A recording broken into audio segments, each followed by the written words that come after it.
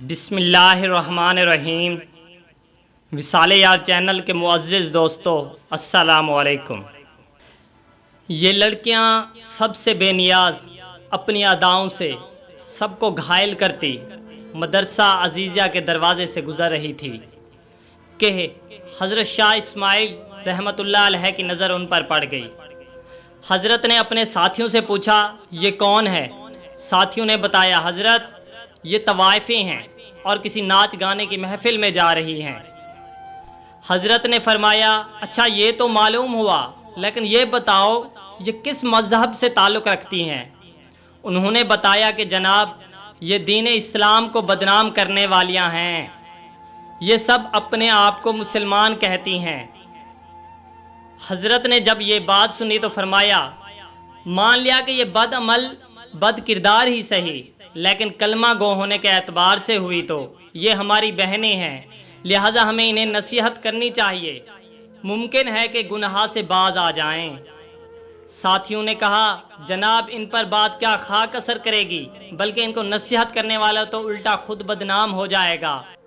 شاہ صاحب نے فرمایا، تو پھر کیا ہوا، میں تو یہ فریضہ ادا کر کے ہی رہوں گا، چاہے کوئی کچھ بھی سمجھے۔ ساتھیوں نے عرض کی، حضرت آپ کا ان کے پاس جانا بالکل ٹھیک نہیں، آپ کو پتہ ہے آپ کے چاروں طرف شہر میں آپ کے مذہبی مخالفین ہیں جو آپ کو بدنام کرنے کا کوئی موقع نہیں چھوڑتے۔ آپ نے فرمایا، مجھے ذرا بھر بھی پرواہ نہیں، میں انہیں نصیحت ضرور کرنے جاؤں گا۔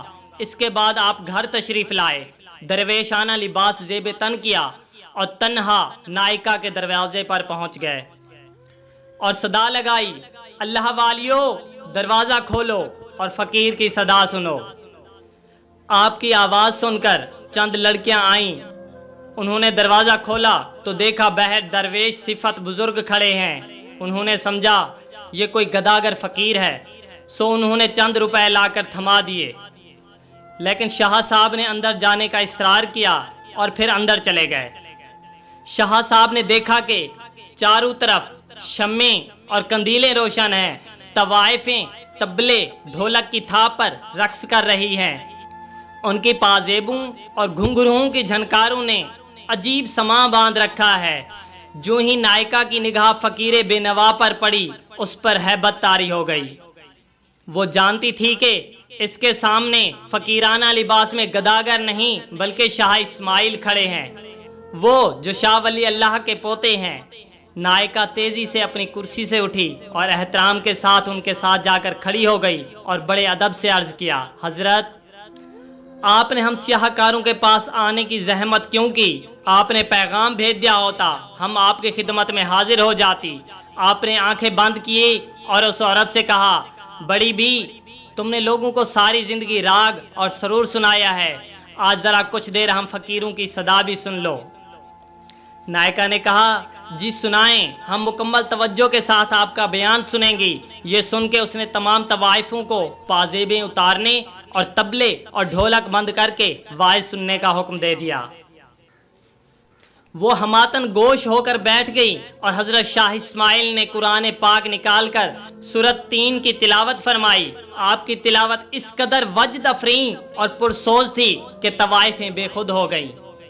اس کے بعد آپ نے آیات مبارکہ کا دل نشین انداز میں ترجمہ کر کے بیان شروع کر دیا۔ آپ کا یہ خطاب زبانوں کا کانوں سے خطاب نہیں تھا، بلکہ یہ دل کا دلوں سے اور روحوں کا روحوں سے خطاب تھا۔ یہ خطاب دراصل اس الہام ربانی کا کرشمہ تھا جو حضرت شاہ اسماعیل جیسے اللہ کے نیک بندوں پر اترتا ہے۔ جب طوائفوں نے حضرت شاہ اسماعیل کے دل نشین انداز میں سورت کی تشریح سنی تو ان پر لرزہ طاری ہو گیا، روتے روتے ان کی ہچکیاں بندھ گئی۔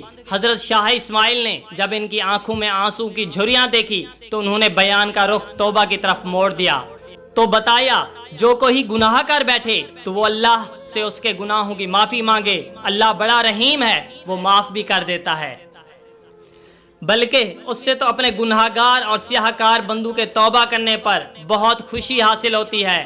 آپ نے توبہ کے اتنے فضائل بیان کیے کہ ان کی سسکیاں بند گئی۔ کسی ذریعے سے شہر والوں کو اس واعظ کی خبر ہو گئی، وہ دوڑے دوڑے آئے اور مکانوں کے دروازوں दीवारों और छतों और गली में खड़े होकर वाइज सुनने लगे। शाह साहब ने इन्हें उठकर वजू करने और 2 रकात नवाफिल अदा करने की हिदायत की। रावी कहता है, जब वो वजू करके नवाफिल की खातिर किबला रू खड़ी हो गई और नमाज के दौरान सजदों में गिर गई तो हजरत ने एक तरफ खड़े होकर अल्लाह के सामने अपने हाथ फैला दिए और अर्ज किया, ए रब्बे जुल जलाल, ए दुनिया को बनाने वाले, मैं तेरे हुक्म में इतना ही कर सकता था। ये सजदों में गिरी हैं, तो इनके दिलों को पाक कर दे, इनके गुनाहों को माफ कर दे और इन्हें आबरूमंद बना दे। तेरे लिए मुश्किल नहीं, वरना तुझ पर किसी का जोर नहीं। मेरी फरियाद तो ये है कि इन्हें हिदायत फरमा, उन्हें नेक बंदों में शामिल फरमा। इधर शाह साहब की दुआ ख़त्म हुई, उधर वो सजदों से इस हाल में उठी कि उनके दिल पाक हो चुके थे। अब शाह साहब ने इज्जत माब जिंदगी की बरकत और निकाह के फ़ज़ाइल बयान करना शुरू कर दिए और इस मौजू को इस कदर खुश असलूबी से बयान किया कि तमाम तवाइफें गुनाह की ज़िंदगी पर अफसोस करने लगी और निकाह पर राज़ी हो गई। चुनाचा इन औरतों में से नौजवान औरतों ने निकाह करा लिए। जो ज़्यादा उम्र वाली थी, उन्होंने घर में बैठकर मेहनत मजदूरी से गुजारा करना शुरू कर दिया।